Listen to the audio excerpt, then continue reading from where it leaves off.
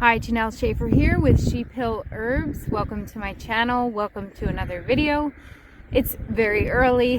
I had to drop my car off for an oil change walking home from my garage, which is thankfully nearby.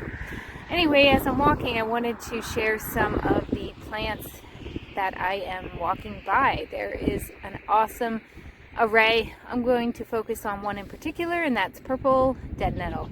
Let's get started. So in front of me is a field of purple dead nettle. It's actually very beautiful and looks like, I almost feel like it looks like lavender from the distance. It's gorgeous. And this is an edible, wild edible. Let me bring one up closer. It's high in fiber. There we go. High in fiber, high in vitamin C and other nutrients. I do not have the full list of nutrients, but this is a wild foraging edible food. I have eaten it in salads and did not like it so much, but I'm thinking I need to try it again this year. I think sauteed with oil and garlic would probably be good, because I know most of the greens that have kind of like, this is like a fuzzy plant.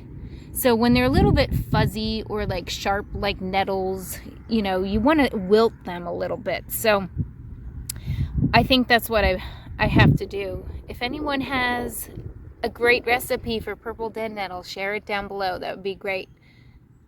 But yes, you can find this right now. It's one of the early crops. Comes up, it spreads. So if I were in the wild and needed food, here you go. Just got to make sure I pick my onion grass to eat with it. So I just got back to my garden,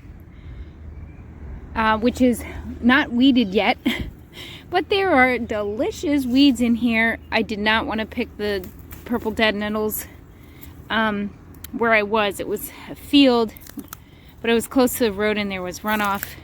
They looked gorgeous, they looked healthy, but I'd rather pick them from my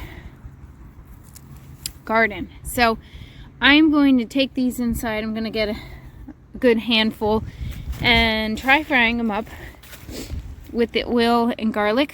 And I thought that would probably be better than me just guessing how it would taste. I can put it on the video for you to observe and also give you my decided opinion. So I have my purple dead nettle here, and I just trimmed off the bottoms where the stem was long and had roots attached.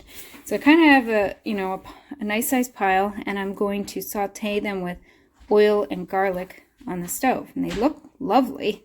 They look really good. So I have my garlic and oil on the stove. It smells really good. It's sizzling, and I'm going to add the dead nettle. So I added the dead nettle, and it sucked up the oil really quickly, and it shrunk. And I'm pretty much going to take it off. I only had this on here about a minute. It wilted really fast. So here we go, trying it. And it's pretty good.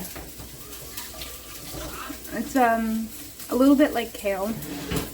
The oil and garlic taste good.